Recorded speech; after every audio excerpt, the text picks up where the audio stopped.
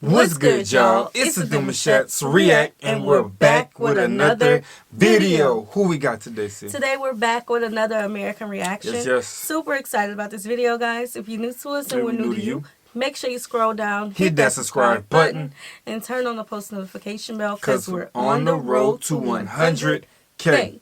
And we cannot get there without you guys, all right? Join the family. Without further ado, let's get into the video. Let's get it. Oh, bikes? There's a similar pattern you'll see in the skyline of cities all over the US and Canada. The city is sprawling and flat, and then suddenly, a bunch of giant towers. Here it is in Minneapolis, and in Charlotte, and in Seattle. But compare that to almost any European city, and you'll get a much smoother progression of buildings with lots that are of an in-between size. When I criticize American car-dependent suburbs, there's a common knee-jerk reaction.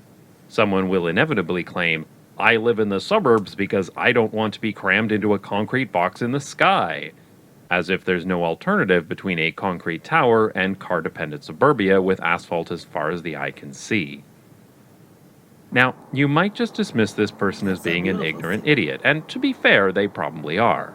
But there's a small bit of reality in that statement, because in most of the US and much of Canada, those are your only two options to live: an apartment or a single-family home.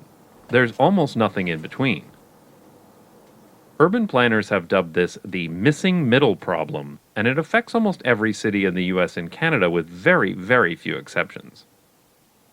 As with most things wrong with urban planning in America, this all started in the 1940s when cities started promoting car-centric suburbanization with an emphasis on every family owning their own detached home. Now, if single-family homes were built because people wanted single-family homes and the market demanded it, that might be okay, but it's not that simple. Instead, it became almost impossible to build anything other than single-family homes because of strict Euclidean zoning. I've referred to this before in my Livable Neighborhoods video. And zoning is not the only problem either. There are other car-centric policies, especially minimum parking requirements, that reinforce this as well. All of these requirements severely constrain what can be built. In particular, it makes it almost impossible to build the traditional walkable neighborhoods that are enjoyable, efficient, sustainable, and financially solvent. This problem is endemic across the US. If you look at areas of a US city where residential buildings are permitted, you find that almost all of it only allows for single-family homes. It's illegal to build anything else. The worst offender here is San Jose, where 94% of the land that allows building housing only permits building single-family homes. And this is in the heart of Silicon Valley, where more housing is desperately needed. Canadian cities are much better, but still far too high. Remember, what this means is that developers must build single-family homes in these areas, even if there's demand for something else. There's no other choice. This ultimately leads to a scarcity in residential land for any other type of building, and even then, nearby residents can object to almost any development, which means that every new development is going to be a fight. This is a major reason why developers build condo towers so often in the US and Canada, because getting zoning approval isn't cheap or easy, and fighting NIMBYs isn't cheap or easy either. So a developer is only going to put the effort into jumping through all of these hoops if they're sure they can make a profit in the end. That means making the absolute most of the scarce residential land, and ultimately that means cramming in as many residents as possible. Which is why you end up with this insane situation of the lowest density single-family homes next to giant high-rise towers in the most expensive city in Canada. But of course, it didn't used to be this way. Consider this street in Toronto built in the 1920s. Okay, of course so not, of course not. Before we go to the way that it used to be, so single-family home versus condo or apartment living. Which one do you prefer more? Because we've lived in both. Yeah, I like my yard. Yeah, I like the neighborhood. Space. I like the reality of the neighborhood. That's what I grew up around. I don't think I ever grew up in a part in my life where I was like, yeah, I'm gonna look out the window today and see the ants. Yeah. Like everybody was like right there in my face. You know? Yeah. Of course, the view sometimes is good in apartments. Yeah. But for me, again, I just love ownership ownership is empowerment for me. And I just love having my own space and not having to deal with, you know, people right up on you, people listening to you through the walls. Yeah, some of these buildings be thin. Yeah. And then you have, like, you don't know if somebody having a bad day, and it could be a spot on that floor. Something happened on the floor, they shut down the floor. It's like, it's so many obstacles that can happen. But with single homes, then you just have your house to worry about. Right. And neighbor do what the neighbor do. Yeah. You know what I'm saying? And, you know, sometimes neighbors be a little nosy, but we could deal with the nosiness. Yeah, we can lift the fence high or something. I don't know. Yeah, so I want to see the homes that can't be built in America. Right. Here you can see detached homes of various different sizes, like this cute blue house, or this small bungalow. Oh, wow. There are also several terraced homes like these. And this looks like a single house, but it's actually several apartments in one building. Yeah. But it still fits in very neatly into the neighborhood. Then there's this very small apartment block, too. And these small terraced homes that have clearly seen better days. Yeah. And finally, at the end of the street, there's commercial buildings like this one within easy walking distance of residents. And apartments were built over most of the shops as well.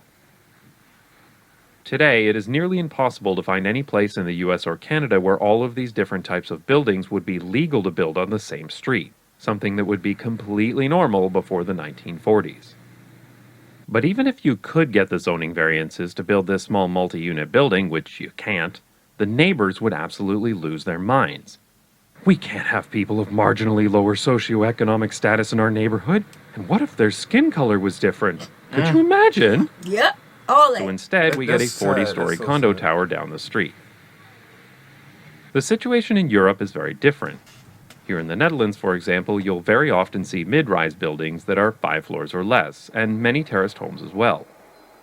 It is possible to find single-family homes too, of course, but it's not the only type of housing available. This street, in Duivendrecht, an utterly normal city near Amsterdam, has terraced homes mixed with semi-detached homes and small apartment buildings, all in the same place. This provides so much more choice in the housing market, especially for families.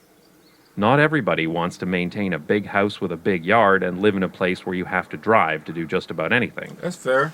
And it also allows... That's fair. The one thing I wish he would have shown was the apartment complexes.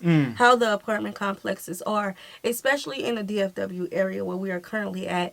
There are a lot, like within short distance of each other. They're building them as well, yeah, too. and the complexes are just, it's a lot. I haven't seen I think I have seen 5 floors, but We it's have one that's usually, recent. yeah, it's usually like 3 floors. Yeah, So, I think the new one I that I wish you would've seen showed that that. they was building, they have a, of course they all got elevators in it, but Yeah. I think another problem is the traffic that comes with it. Like, if you're going to have an issue with certain locations, I know they can't have it because of the amount of traffic that's going to come in. People don't want to, like, if they're on a bike, then I heard one video say they had to ride about an hour to 30 just to get to a location, and that's tiresome. Yeah, it is. You know, so. But I mean, but where? In the DFW area? No, this was, I think this was in Amsterdam. Oh, okay. Yeah, this was in Amsterdam. They was riding their bikes to the location. Oh, on that other video. Yeah, they had to ride their bikes pretty far, but Yeah. I don't know, y'all. It's different. It's different. House for the type of enjoyable, livable, walkable urban neighborhoods that I'm constantly praising on this channel They ain't as gotta being be some of the around best for you places to, in the world you know, to so you don't live. have to go so far. You can even live in a concrete box in the sky, if you like that kind of thing. So maybe you don't like these kind of homes, and that's okay. They don't like you either. But even if you don't like these kind of homes, you have to justify why it is illegal to build these kind of homes in almost every neighborhood in the US and Canada. Now, of course, eliminating single-family zoning doesn't eliminate single-family homes. These houses can still be built if there's demand for it. It just means they would no longer be the only type of homes that can be built. Thankfully, some cities in North America are starting to make some progress with this issue. In 2019, Minneapolis abolished single-family zoning and now allows building duplexes and triplexes in any neighborhood in the city. Vancouver has recently made it possible to build duplexes in all residential neighborhoods, though not triplexes. I wonder how long ago this video was made, because that's the thing. Like, he only showed, in the beginning, he showed single family homes, and he showed the big downtown looking apartment And buildings. these little tiny homes. Yeah, so our apartment complexes, we lived in a duplex twice. Yeah, we lived in a floor, not a 2-floor inside the home, but like there's a level. Yeah, we lived in a townhome duplex, and we lived in, a regular duplex. I think we stayed in every form of living spaces. We have. Yeah. We have. We have. So, yeah, it just, I don't know. I mean, what works for you, I guess. Yeah, I think it's what it's about. It's about what works for, the person who's trying to live there. Because if you're single and you have, like, maybe, what I'm saying, like, one child, spouse or whatever, yeah, you could do an apartment. You could do a duplex. You could do a triplex, however that works. But if you think that, I like my space, I'm an outdoors type of individual, a single family home would probably be best suitable. Yeah. And when I was younger, living with my mom, I lived in a duplex.